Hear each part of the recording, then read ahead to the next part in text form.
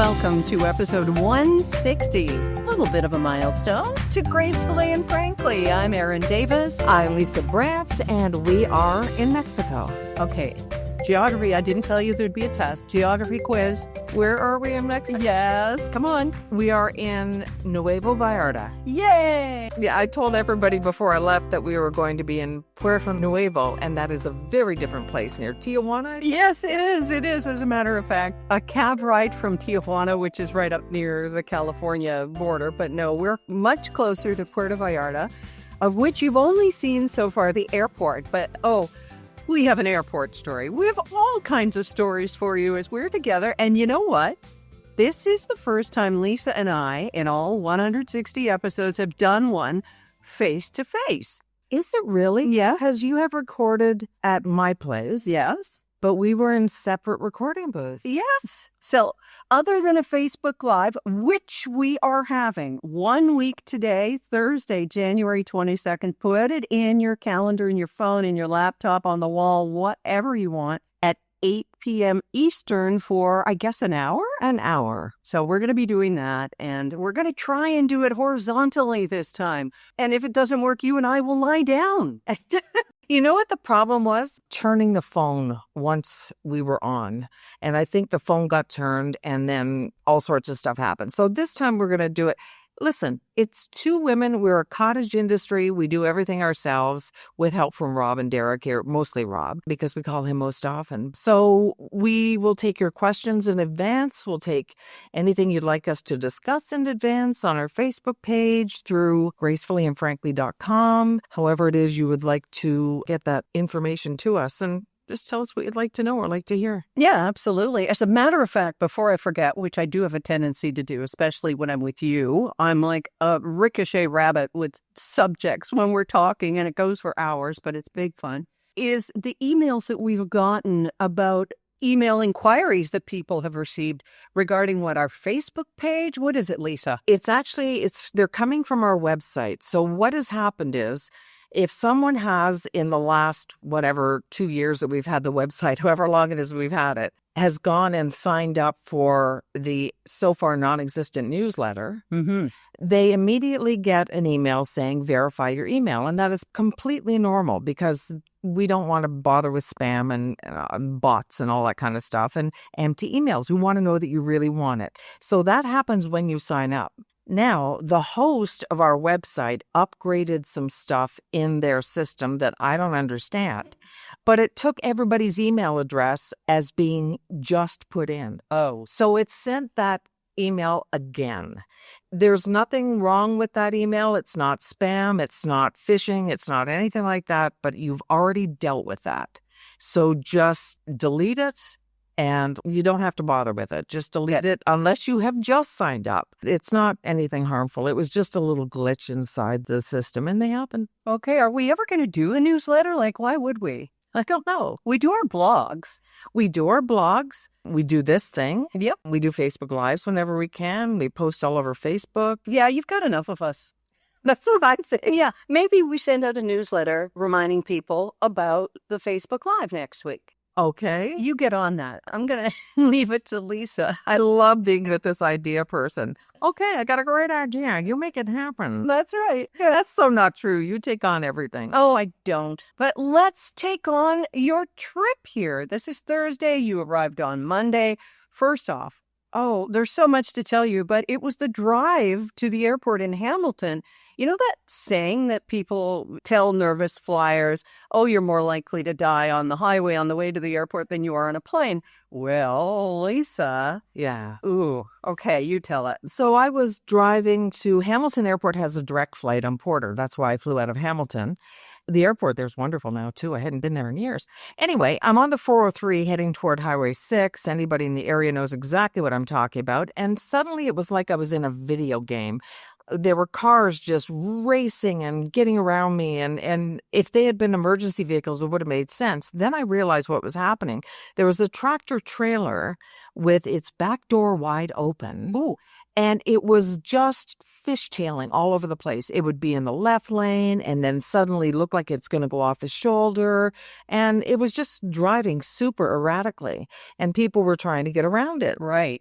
So I called 911 and reported the vehicle because it was so dangerous. So what did you tell them when you called the operator? Just what I saw, that the truck was fishtailing all over and that the back door was open. And I think they were almost more concerned about the back door being open because what could fly out? Well, that explains the cow that went over your car earlier. Exactly. Jeez. I thought it was in Twister, but no.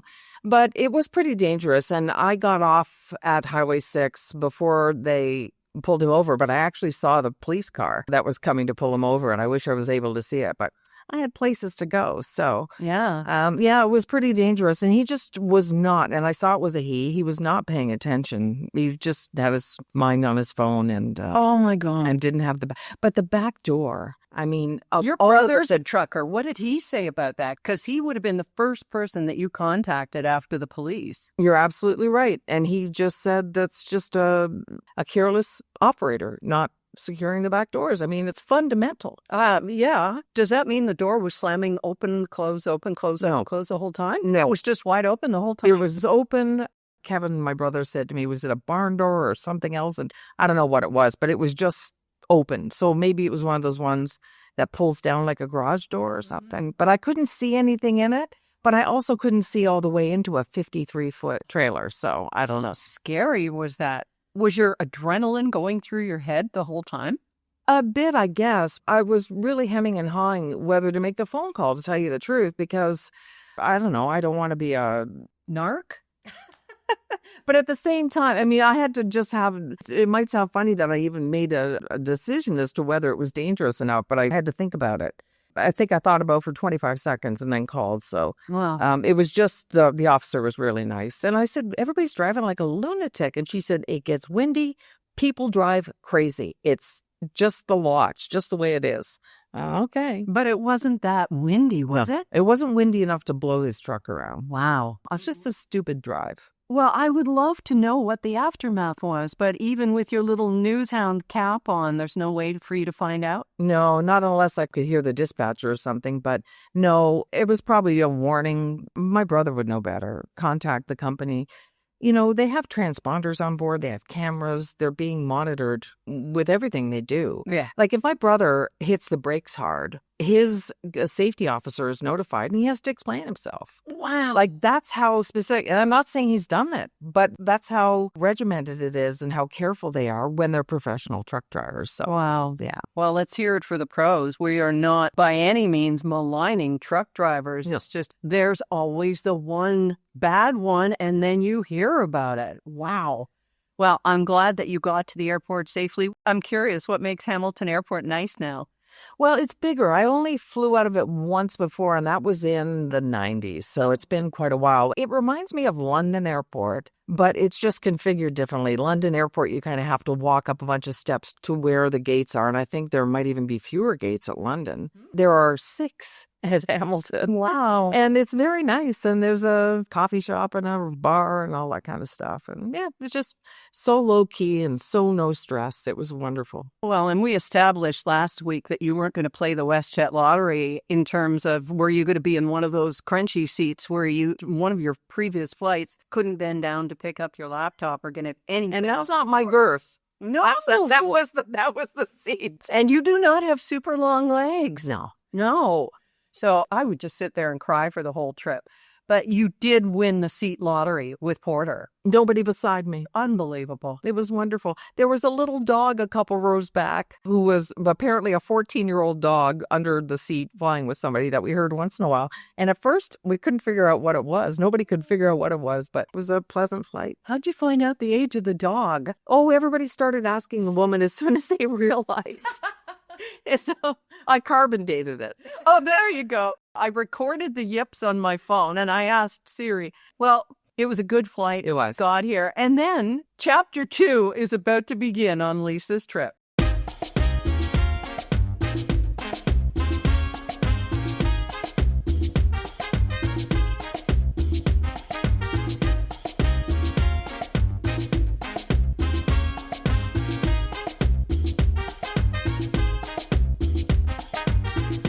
I come through with flying colors. Everything was quick and easy. Of course, I didn't have an animal with me. I'm not importing anything, And not that you're saying on the podcast. and you're waiting for me right there, probably expecting a much longer wait. I was sitting on the floor watching dust bunnies cross caution tape. That's what I was doing for entertainment. I was about to do a video. People will bet on anything.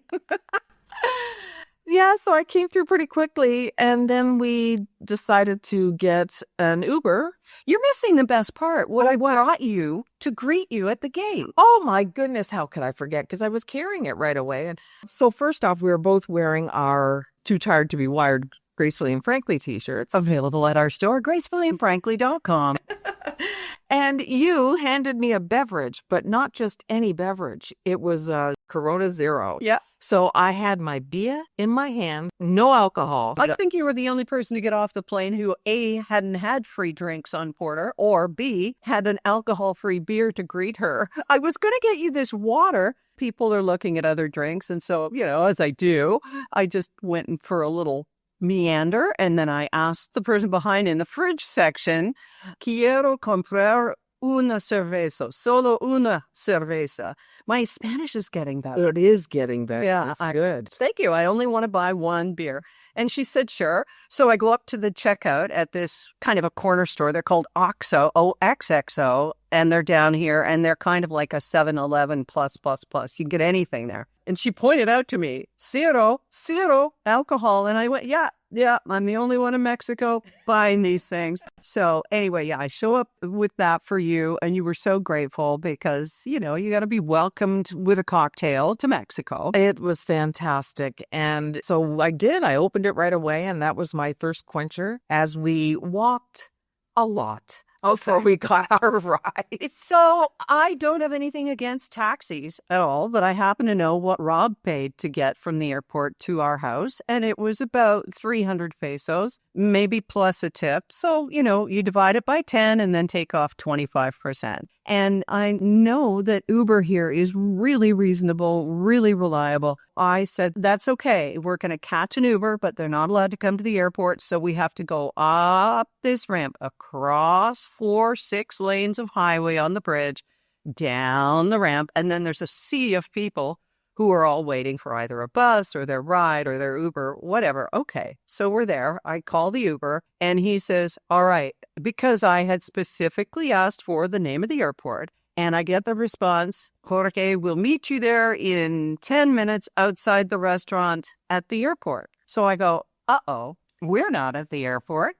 Off the ramp we go. And it's not just one level ramp, it's 2 levels, and it's quite a grade. It is that. Yeah, our cabs were thanking us for the walk and the workout. And then across the bridge and down the ramp. And so we go over to the airport and we sit in front of this little restaurant that sits outside the airport. It's a nice bar there because, you haven't had enough to drink on the plane. So have another one before you get on your bus.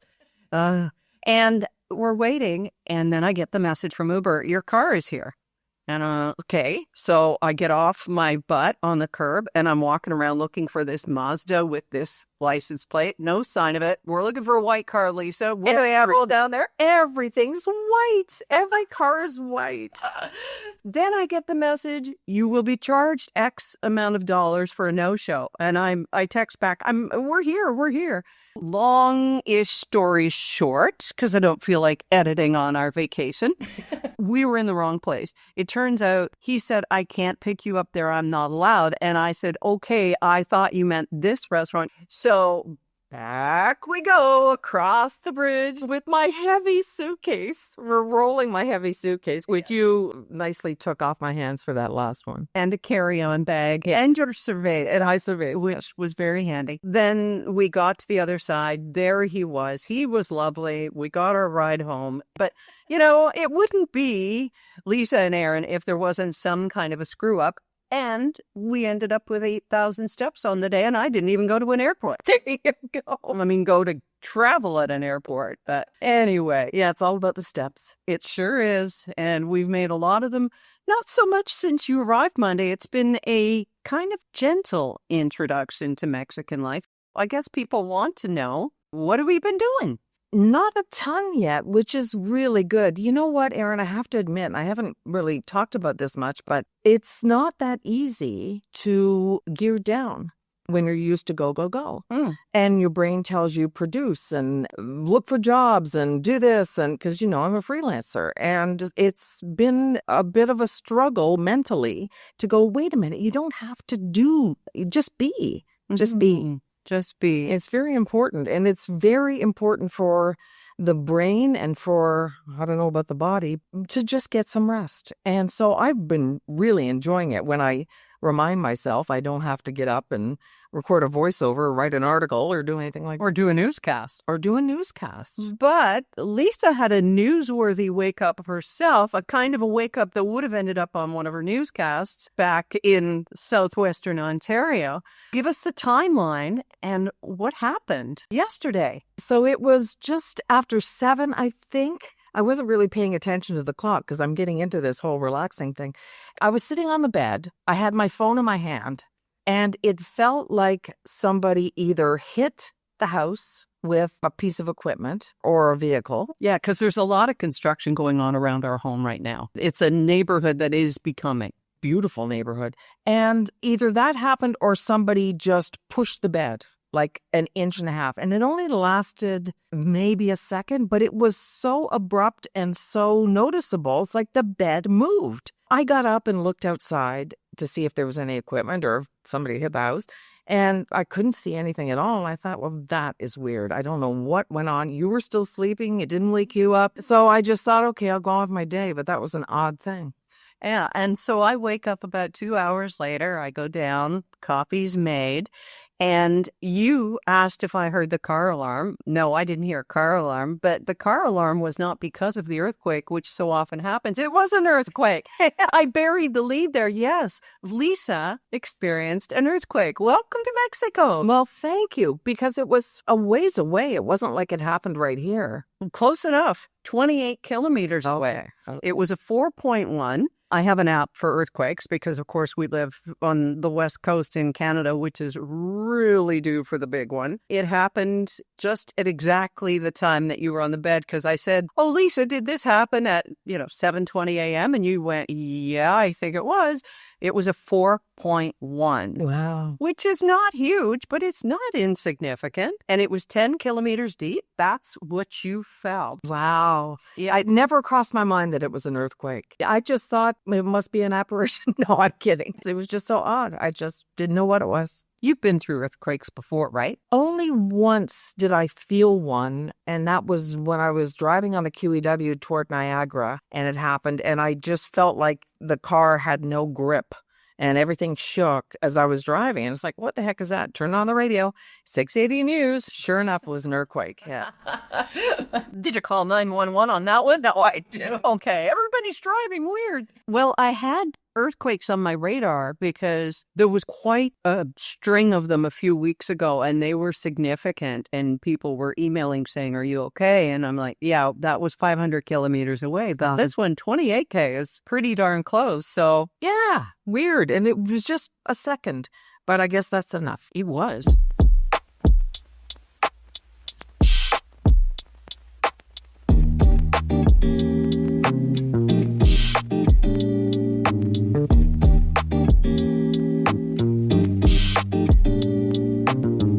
It was a much better wake-up, all things considered, than your first morning here. Poor Lisa gets here, and, you're discombobulated, and I was hoping that by Tuesday morning you'd be combobulated.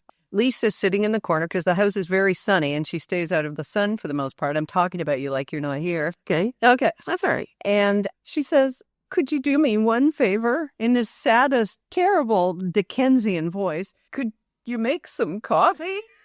So I just very smartly stumble over to the coffee maker and push a button. The only thing I can think of is I was so tired. I wanted to sleep on the plane so badly, and I couldn't do it because of Mr. and Ms. Chippy Yapperson behind me. So, that's how it goes. And I really felt out of myself. I felt discombobulated. Yeah, I guess that's the best way to put it. And the second you push the button, it's like, you know me better than that. Of course you would make coffee. What am I thinking? Yeah. And I sat there for how long reading my book, wishing I could have had a coffee. and it was a button push away. Oh, you know how to make coffee, though. We are wilderness women here. But here's the thing. We are here in different water levelville, and I have not gotten straight yet what water is for what and what is for which. And so I just thought, well, I'll just wait. Yeah, it won't be a big deal. Oh, I would never. I know. Oh, well, thank God we have people like Laura Ferry. There's the percolator. Thank you. Am I rubbing it in now? Why didn't you use one of the 5 coffees that Laura Ferry chose for us on Buy Us a Coffee at gracefullyandfrankly.com? Thank you, Laura. As I said, I wasn't thinking. I needed coffee. Okay. It's a vicious circle, right? You're not smart enough to know and go and make the coffee because you haven't had one. Pretty much.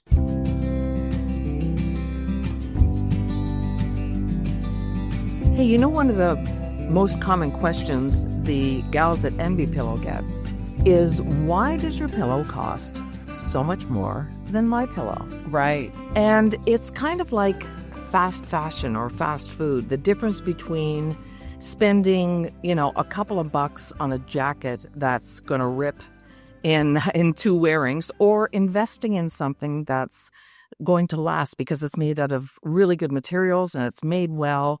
And in this case, when we're talking about the Envy pillow, it's made sustainably, and it's also made in Canada and by 2 Canadian nurses. So it's that kind of difference. You'll get something that is the opposite of fast fashion. It is slow sleep on a pillow that's been ergonomically designed for you, and is not going to be something you throw out in 6 months because the feathers have come out, or it's falling apart, or the stitching's coming apart. Yeah, or it's got all kinds of microbes and stuff. This pillow and everything on it, the pillowcases, the sheets, the cover for the pillow, which is washable, of course, that is what is going to keep your skin from getting all of that stuff on it that the other pillows just don't protect you from. You could listen to us about this for days, but we won't ask you to. Just go to Envy, ENVY, pillow.com. Use the code GF. We got an email from a woman this week who did just that. She said, I saved up for my Envy pillow and I want to use your discount. So we helped her through that, and she got her pillow and used the code GF for 10% off. Have an Envy pillow for yourself. It's not easy sleeping these days, like, aside from the pillow and the comfort, but the thoughts and everything going on in the world. And, that's part of what Lisa and I talk about. We sit in the morning and I wake up and say, is he dead yet? And you say, what? I said, is he dead yet? And she always knows who I mean. Yeah. And not the guy with the leaf blower outside. Although he's a close second some days. You know who I mean. And someone who did die this week, though, was Scott Adams, who created the very popular in the 90s cartoon strip Dilbert. Were you a fan of Dilbert? I used to read it once in a while, but I didn't work in a cubicle, right. So I didn't really identify with most of the stuff. But, I thought it was kind of cool that somebody can make a living doing that. I always think that about people who do cartoons and creative things. Yeah. And then he really lost the plot, and he started doing a podcast, and he said horrific things about races, and it was just like so unhinged. So the man is diagnosed with prostate cancer and decides not to seek medical treatment. He went with ivermectin, which just means that he died without horseworms. That's right. And he could have lived because it wasn't a case that couldn't be cured either. It wasn't like he was terminal and was just grasping at straws. Right. If he had gone the regular route, he might not have died. But you got to wonder what happens to somebody like that. Did he just get emboldened because of the times we're living in? Maybe. But boy, it sure changes your obituary when you do something like that. It's just ever. Oh, boy. And he was no Jim Unger who drew Herman. I mean, that I could identify with, the women with the giant behinds and the... No, I'm just kidding. I wonder if there was a cartoon strip that you could identify with.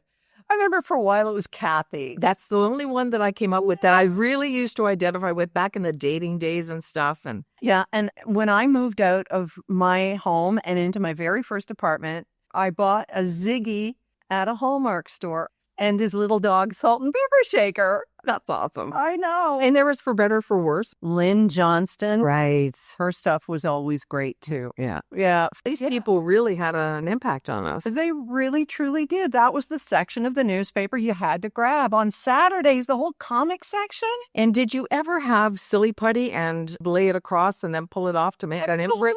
Absolutely. That's the other thing. We all did. I don't know whether to laugh or cry about Doug Ford telling people to shop in Michigan the other day. Like, what? I know. You brand yourself as Captain Canada, and people go, oh, maybe I had him wrong. And then he does something like this. Hey, folks, do me a favor. What? Why? I know. He must have friends in Michigan. He was all elbows up and all that stuff for a while. I don't understand. Whatever way the wind blows, or in this case, money flows. Yeah. And then there's Scotiabank. Boy, that was a tempest earlier this week. Do you have any accounts or cards or anything with Scotiabank? Not a thing. I had a mortgage many, many, many years and many husbands ago.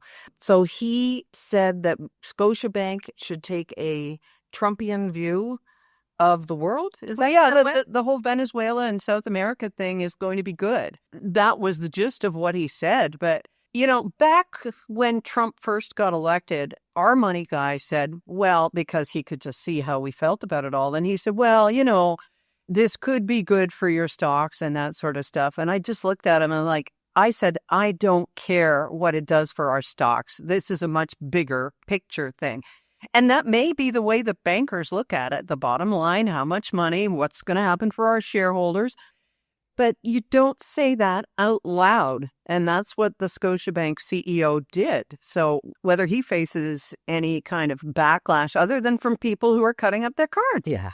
Yeah. We have choices, people. We have choices. These CEOs lose touch with the common man. Yeah. And this is what happens. You may be richer than you think, but we're not. Went through a bit of award show withdrawal the other day. Couldn't watch the Golden Globes, so I had to watch clips online, watch YouTube. Then I watched the Critics' Choice Awards and that sort of thing. But everybody seems to think that the host, Nikki Glaser of the Golden Globes, did a fantastic job, and she really did. Yeah, I have to agree. She's fantastic. Ever since the Tom Brady roast, it was just A material all the way through. And everybody said she stole it. She went to another level. I'm happy for her. Yeah, I am too, because with Ricky Gervais not doing it anymore, she had huge shoes to fill. She took all the right barbs at all the right people and softened them by saying, you know, I love you. And then in it comes.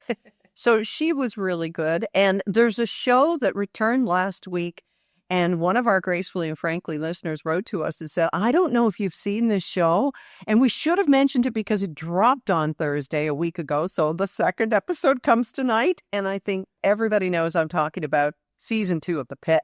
Right. Yes. Fantastic show. Don't watch it because it's too intense for me, but I do appreciate it. It's wonderful. Yeah, it is. So I'm not going to be watching it till I get back, I don't think, because Rob and I have that pact of watching it together, right? But it is that unusual show that you cannot possibly be on your phone, even playing a video game or whatever. It's not passive. You have to watch every minute. And how many shows can you say that about? Not very many. No, not at all. I watch you, you watch me. We're both that way. That's right. Oh, so we have been having a wonderful visit, and we have reached out to a listener who is in the area and asked her about some recommendations on local markets and stuff, because you want to take back a special gift for somebody. Mm-hmm. Not you, Derek. I know you're listening. We don't want you expecting something special when we get home, except Lisa. You'll get Lisa. Yeah. And another T-shirt. Yeah, likely. Yeah.